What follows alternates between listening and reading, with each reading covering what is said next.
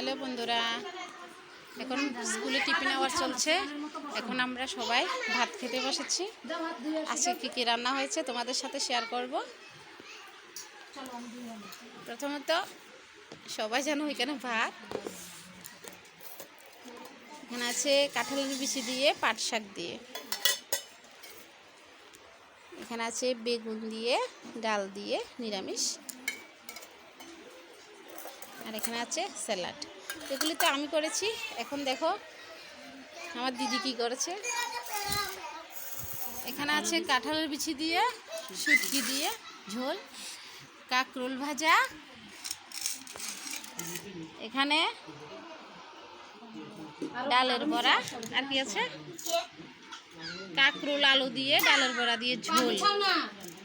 আমরা এগুলি সবাই একসাথে বসে শেয়ার করে খাই। ও আরেকটা রয়ে গেছে, কি আছে এখানে মিষ্টি কুমড়। ঠিক আছে, আজকে সব বেশিরভাগ নিরামিষ আইটেম। তো আমাদের খাবারগুলি কেমন লেগেছে তোমরা অবশ্যই কমেন্ট করবে এবং ভালো লাগলে লাইক এবং শেয়ার করে দেবে।